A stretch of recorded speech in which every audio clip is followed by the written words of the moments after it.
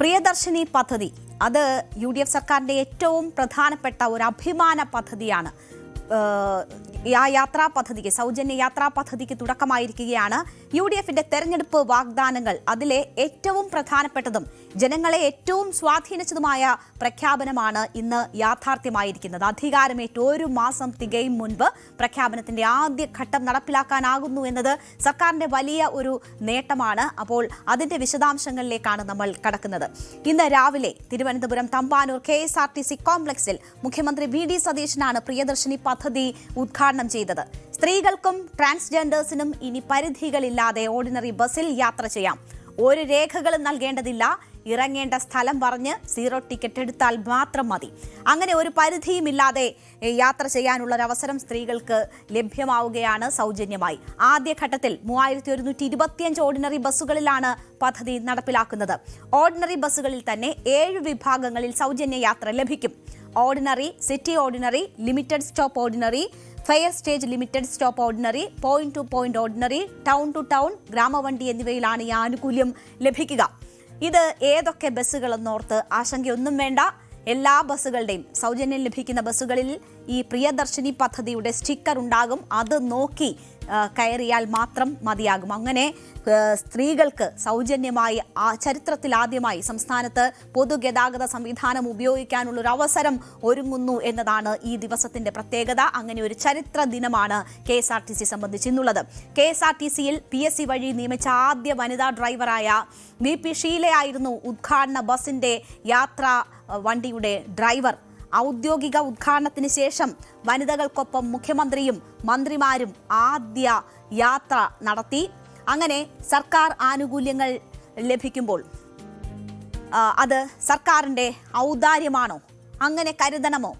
സാമൂഹ്യ സുരക്ഷാ ക്ഷേമ പെൻഷനുകൾ അവകാശമല്ല, മറിച്ച് സർക്കാർ നൽകുന്ന ധനസഹായം മാത്രമാണ് എന്ന് സംസ്ഥാന സർക്കാർ കേരള ഹൈക്കോടതിയിൽ ഔദ്യോഗികമായി വ്യക്തമാക്കിയതോടെ അത് കേരളത്തിൽ അക്കാലത്ത് വലിയ ചർച്ചയായിരുന്നു.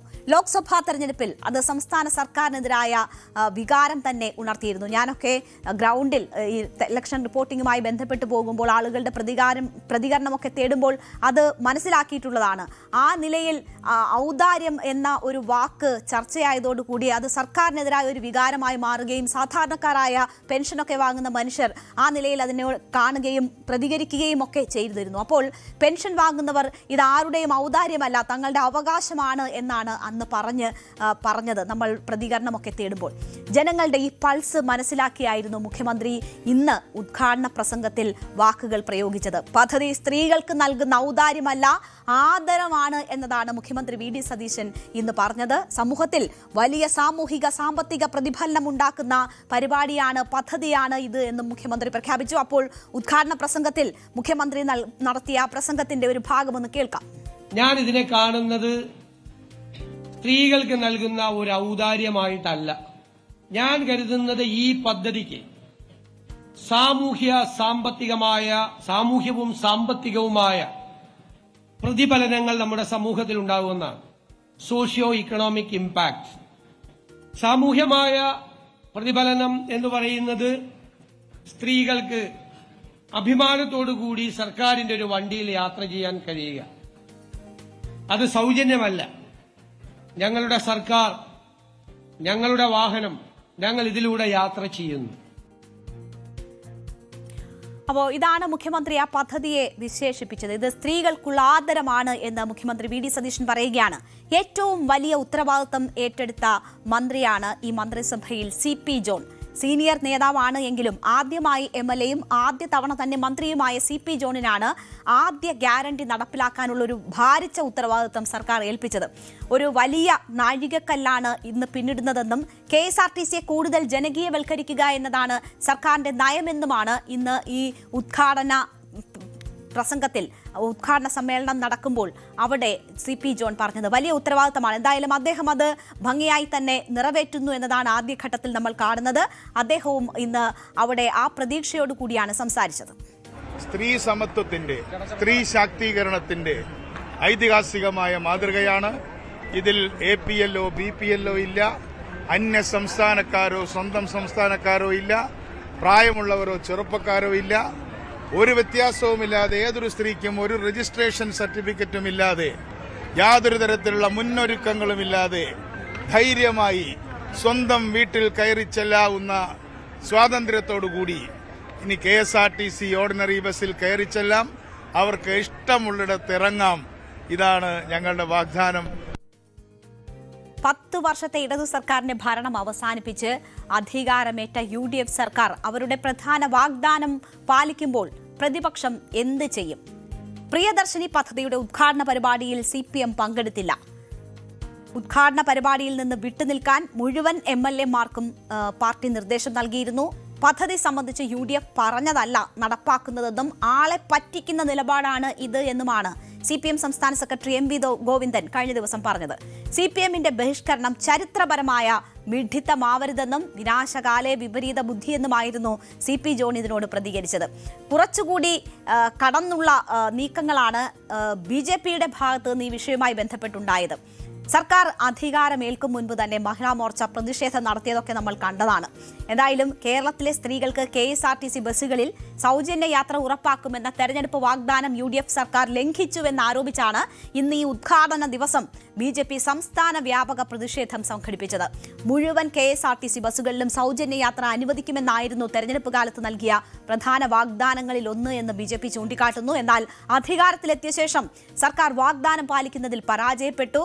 BJP പ്രവർത്തകർ അതുകൊണ്ട് തന്നെ പലയിടങ്ങളിലും ഈ സർവീസ് നടക്കുന്ന ഇടത്തൊക്കെയും അവരുടെ നേതൃത്വത്തിൽ പ്രതിഷേധ പരിപാടികൾ നടന്നു. കോട്ടയത്ത് BJP-യുടെ പ്രതിഷേധം പോലീസും യാത്രക്കാരും ഒക്കെ തമ്മിലുള്ള ഒരു തർക്കത്തിലേക്ക് കലാശിക്കുന്നത് നമ്മൾ കണ്ടു. ഇവരാണ് സർക്കാരിന്റെ ജീവനക്കാരാണ്. സർക്കാരിന്റെ ജീവനക്കാരാണ് ഇവരോടാണ് ഞങ്ങൾ ചോദിച്ചില്ല. ഞങ്ങൾക്ക് സൗജന്യ യാത്രയുണ്ടോ? എവിടെയാ സമയത്ത് കേരളത്തിലെ സകല സൗജന്യ യാത്ര അനുവദിക്കണമെന്നാണ് പറഞ്ഞിരുന്നത്. ഈ ബസ്സിൽ ഞങ്ങൾക്ക് സൗജന്യ യാത്ര ഉണ്ടോ ഇല്ലയോ ഒറ്റക്കാര്യം ഇലക്ഷൻ സമയത്ത് എല്ലാ ബസ്സുകളിലും ഗവൺമെന്റ് ബസ്സുകളിലെല്ലാം സ്ത്രീകൾക്ക് സൗജന്യ യാത്ര എന്ന് പറഞ്ഞാണ് ഇവർ വോട്ട് പിടിച്ചതും വോട്ട് നേടിയതും. പക്ഷെ അതിനുശേഷം ഭരണം കൈ കിട്ടിക്കഴിഞ്ഞപ്പോഴത്തേക്കും ഓർഡിനറി ബസ്സിൽ മാത്രമായെന്നായി. അത് പറ്റില്ല.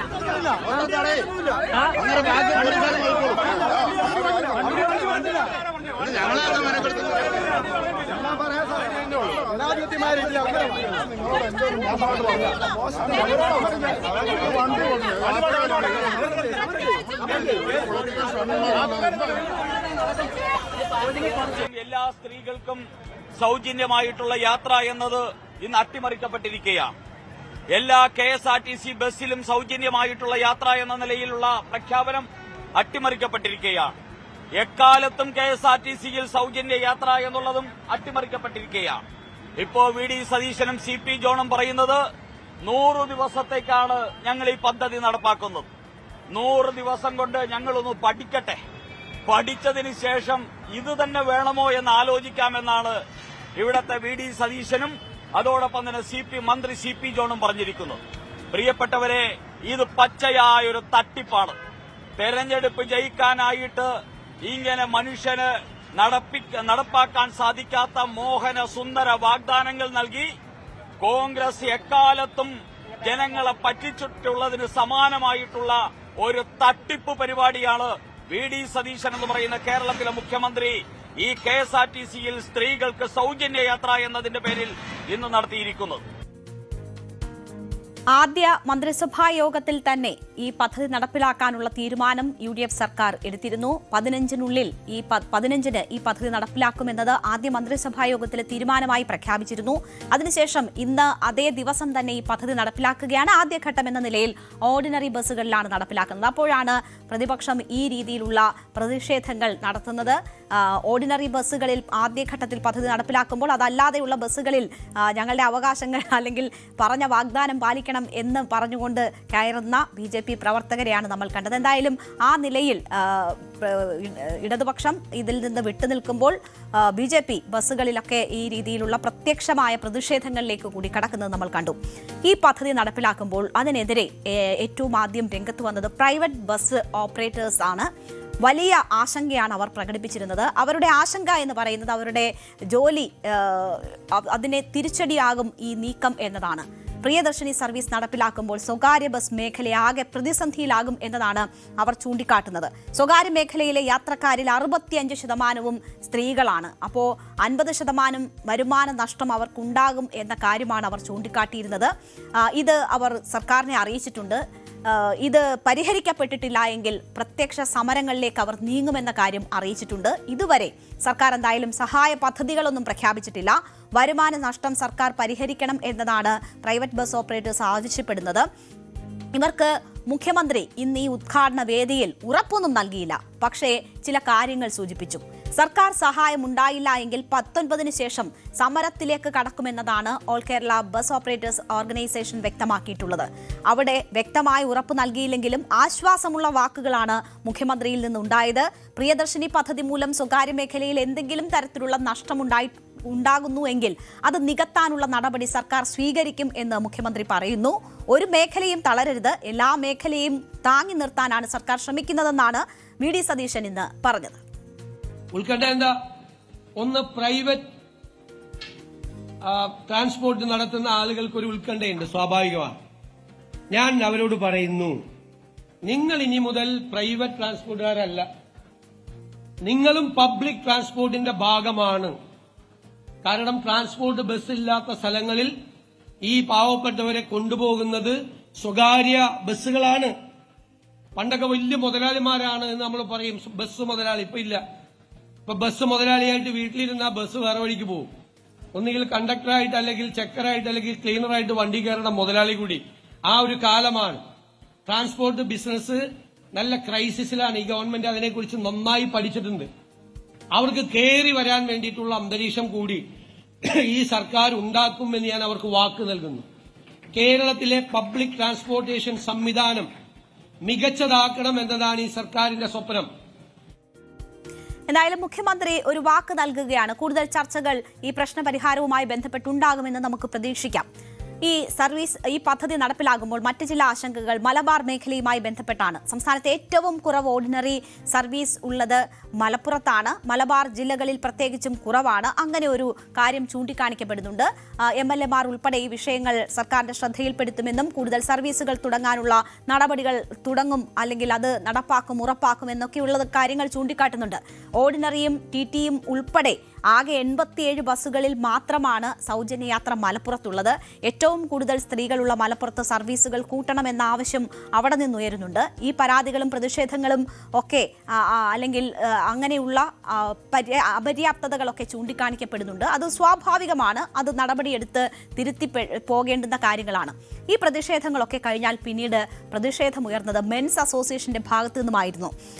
എന്തുകൊണ്ട് സ്ത്രീകൾക്ക് ആനുകൂല്യം എന്ന് പറഞ്ഞുകൊണ്ട് അവർ പ്രതിഷേധത്തിലാണ്. കഴിഞ്ഞ ദിവസങ്ങളിലൊക്കെ അവരുടെ ഭാഗത്തു നിന്ന് പ്രതിഷേധമുണ്ട്. ഇന്ന് മുഖ്യമന്ത്രി ആ ചടങ്ങിൽ, ഉദ്ഘാടന ചടങ്ങിൽ എന്തുകൊണ്ടാണ് സ്ത്രീകൾക്ക് ആനുകൂല്യം എന്ന് പറഞ്ഞുകൊണ്ട് സംസാരിച്ചു. പ്രിയദർശിനി പദ്ധതി ഉണ്ടാക്കുന്ന മാറ്റം എല്ലാ വീടുകളിലും ഉണ്ടാകുമെന്നത് മുഖ്യമന്ത്രി ചൂണ്ടിക്കാട്ടി. പ്രത്യേകിച്ചും ജോലി സംബന്ധമായി കിലോമീറ്ററുകളോളം സഞ്ചരിക്കേണ്ടി വരുന്ന 10,000-കണക്കിന് സ്ത്രീകൾക്ക് ഇത് ഗുണകരമാകുന്നത് എങ്ങനെ എന്നുകൂടി മുഖ്യമന്ത്രി വിശദീകരിക്കുകയാണ്. ഇത്രയും നാൾ ടിക്കറ്റിന് വേണ്ടി മുടക്കിയിരിക്കുന്ന പണം അവരുടെ ചെറിയൊരു സമ്പാദ്യമായി മാറുമെന്നും അത് ആ സ്ത്രീയുടെ ആത്മവിശ്വാസവും മനക്കരുത്തും വർദ്ധിപ്പിക്കുമെന്ന് മുഖ്യമന്ത്രി കൂട്ടിച്ചേർത്തു. അതിനുശേഷം വി.ഡി. സതീശൻ ഒരു കാര്യം കൂടി പറഞ്ഞു. പുരുഷന്മാർക്ക് ആനുകൂല്യം കിട്ടിയാൽ എല്ലാ വീട്ടിലും ആ പണം എത്തുമോ എന്ന ഒരു സംശയം പ്രകടിപ്പിക്കുകയാണ് യഥാർത്ഥത്തിൽ മുഖ്യമന്ത്രി ചെയ്തത്. അദ്ദേഹത്തിന്റെ വാക്കുകൾ തന്നെ നമുക്ക് ഒന്ന് കേൾക്കാം. നമ്മുടെ മെൻസ് അസോസിയേഷൻ അവര് ഭയങ്കരമായ പ്രതിഷേധമാണ്. സ്ത്രീകൾക്ക് മാത്രം സൗജന്യം കൊടുക്കാൻ പോകുന്നു എന്നുള്ള ഒരു പ്രതിഷേധമാണ്. അപ്പൊ അവര് വേറെ ബസ്സിലൊക്കെ യാത്ര ചെയ്യുന്നുണ്ട്. അതൊരു രസകരമായ ഒരു കാര്യം കൂടിയായിട്ടാണ് ഞാൻ കാണുന്നത്. അതിനോടൊന്നും നമുക്കൊരു വിരോധമില്ല. പക്ഷെ എല്ലാ പ്രശ്നം എന്താ? പൊതുവായി എല്ലാ പുരുഷന്മാരെയും കുറിച്ചല്ല ഞാൻ പറയാം. ഞാൻ ഒരു പുരുഷ വിരോധിയൊന്നല്ല. ഈ ഇത്രയും പൈസ ബാക്കി വരുന്നു എന്ന് പറഞ്ഞു ഇവര് യാത്ര ചെയ്യുമ്പോൾ ഇവരുടെ കയ്യിലാണെങ്കിൽ ആ പൈസ വീട്ടിലെത്തും. മറ്റേതാ സൗജന്യം കൊടുത്ത ഈ ബാക്കി വരുന്ന പകുതി കുറച്ചു പേര് കൊടുക്കും വീട്ടിൽ. ബാക്കി എവിടെ പോവും? ഞാൻ പറയില്ല. ഗവൺമെന്റിന് കിട്ടും പൈസ, സർക്കാരിന് കുഴപ്പമൊന്നും ഉണ്ടാവില്ല, പോയില്ല. അപ്പൊ ഇവർക്കൊന്ന് കൊടുക്കട്ടെ.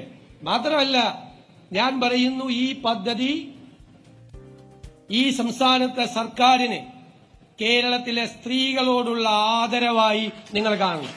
ആദരവാ.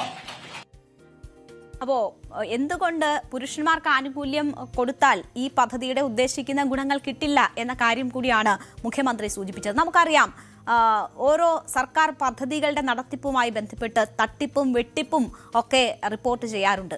മാത്രവുമല്ല, പദ്ധതികളുടെ പണം ലാപ്സായി പോകുന്നതുണ്ട്, നികുതി പിരിവ് കണിശമായി നടത്താത്തത് കൊണ്ട് വരുന്ന നഷ്ടങ്ങളുണ്ട്. അങ്ങനെയൊക്കെ ഒരുപാട് നഷ്ടങ്ങൾ ഖജനാവിന് സംഭവിക്കുന്നുണ്ട്. അല്ലെങ്കിൽ അർഹതപ്പെട്ട പണം അർഹതപ്പെട്ടവർക്ക് കിട്ടാതെ പോകുന്നുണ്ട്, അല്ലെങ്കിൽ തട്ടിപ്പും വെട്ടിപ്പും നടത്തിയൊക്കെ മാറിപ്പോകുന്നു. അപ്പോഴൊന്നും ഉണ്ടാകാത്ത തരത്തിലുള്ള പ്രതിഷേധമാണ് സ്ത്രീകൾക്ക് വേണ്ടി ഒരു പദ്ധതി നടപ്പിലാക്കുമ്പോൾ ഉണ്ടാകുന്നത്. ഇതിന്റെ ആവശ്യമുണ്ടോ എന്നൊരു ചോദ്യം സ്വാഭാവികമായും വരും. ഇപ്പോൾ ഏറ്റവും ഒടുവിൽ ഹൈക്കോടതിയിൽ വരെ എത്തിയിരിക്കുകയാണ് ഈ വിഷയം. KSRTCയിൽ സ്ത്രീകളുടെ സൗജന്യ യാത്രയുമായി ബന്ധപ്പെട്ട് ആ പദ്ധതിക്കെതിരെ ഹൈക്കോടതിയിൽ ഒരു പൊതു താൽപര്യ ഹർജി നൽകിയിരിക്കുകയാണ്. പദ്ധതി റദ്ദാക്കണമെന്ന് ആവശ്യപ്പെട്ടുകൊണ്ടാണ് ഈ പദ്ധതി ഏകപക്ഷീയവും വിവേചനപരവും എന്നാണ് ഈ ഹർജിയിൽ ചൂണ്ടിക്കാട്ടുന്നത്. പുരുഷന്മാരെയും സ്ത്രീകളെയും കേവലം ലിംഗത്തിന്റെ അടിസ്ഥാനത്തിൽ മാത്രം വേർതിരിക്കുന്നത് വിവേചനപരമാണ് എന്ന് ഈ പൊതു ഹർജിയിൽ പറയുന്നു. പദ്ധതി ഭരണഘടനാ വിരുദ്ധമെന്ന് ഹർജിക്കാരൻ ചൂണ്ടിക്കാട്ടുകയാണ്. എന്തായാലും മുഹമ്മദ് ഫർദോസ് എന്ന് പറയുന്ന ഒരു വ്യക്തിയാണ് ഈ പൊതു താൽപര്യ ഹർജി നൽകിയിരിക്കുന്നത്. അപ്പോൾ അത് കോടതി കയറും എന്ന കാര്യം കൂടി ഉറപ്പാണ്. കോടതി അത് ഹർജി ഫയലിൽ സ്വീകരിക്കുകയോ ഇല്ലയോ എന്നറിയില്ല. എന്തായാലും കോടതിയിലേക്ക് വരെ ആ വിഷയം എത്തുന്നു എന്നതാണ് നമ്മൾ കാണുന്നത്. അപ്പോൾ ഒരു ഭാഗത്ത് മെൻസ് അസോസിയേഷൻ, മറുഭാഗത്ത് ഇപ്പോൾ നിയമപരമായ പോരാട്ടമൊക്കെ ഈ പദ്ധതി മുടക്കുന്നതുമായി ബന്ധപ്പെട്ട് നടക്കുകയാണ്. പക്ഷേ ഇതെന്തായാലും ഒരു പോസിറ്റീവായുള്ള കാര്യമായിട്ടാണ് നമ്മൾ കാണേണ്ടത്. വാഗ്ദാനങ്ങൾ പാലിക്കാനുള്ളതാണ് എന്ന് തെളിയിക്കുന്ന ഒരു നല്ല തുടക്കം കൂടിയാണ് ഇന്ന് നമ്മൾ കാണുന്നത്. ആദ്യ മന്ത്രിസഭാ യോഗത്തിൽ പ്രഖ്യാപിച്ച 1 മാസം തികയും മുൻപ്, അതായത് 28ാം ദിവസമാണ് ഈ പദ്ധതി നടപ്പിലാക്കുന്നത്. ആ പദ്ധതി ആ നിലയിൽ ഒരു പുതുയുഗ കേരളത്തിലേക്കുള്ള സർക്കാരിന്റെ നിർണായക ചുവടുവയ്പ് എന്ന് പറയുന്നതിനെ സ്വാഗതം ചെയ്യുക തന്നെ നമുക്ക് ചെയ്യാം. അപ്പോഴും വലിയ വെല്ലുവിളി സർക്കാരിന് മുന്നിലുണ്ട് എന്നത് നമ്മൾ കാണണം. നഷ്ടത്തിലോടുന്ന KSRTCയെ മുന്നോട്ട് കൊണ്ടുപോകണം. പ്രിയദർശിനി പദ്ധതി നടപ്പാക്കുമ്പോൾ വരുന്ന 800 കോടിയുടെ വാർഷിക അധിക ബാധ്യത എന്ന് പറയുന്നത് സർക്കാർ നൽകും എന്നതാണ് പറയുന്നത്. ഇത് കണ്ടെത്തുക എന്ന ഭാരിച്ച ഉത്തരവാദിത്വം സർക്കാരിന്റെ മുന്നിലുണ്ട്. KSRTCക്ക് പുതിയ വരുമാന മാർഗങ്ങൾ ഉറപ്പുവരുത്തിയാകണം ഭാവിയിൽ പദ്ധതിയുടെ നടത്തിപ്പും വിപുലീകരണവും ഒക്കെ ഉണ്ടാകേണ്ടത്. ഈ വെല്ലുവിളി സർക്കാർ എങ്ങനെ ഏറ്റെടുത്ത് നടപ്പാക്കുന്നു എന്നതാണ് ഇനി ഏറ്റവും പ്രധാനപ്പെട്ടതുള്ളത്. അവിടെയാണ് സർക്കാർ കഴിവ് തെളിയിക്കേണ്ടത്. എന്തായാലും ഇത് സ്ത്രീകളെ സംബന്ധിച്ച് ഒരു നിശ്ചിത എമൗണ്ട് അവർക്ക് ലാഭിക്കാൻ ഉതകുന്നതാണ്.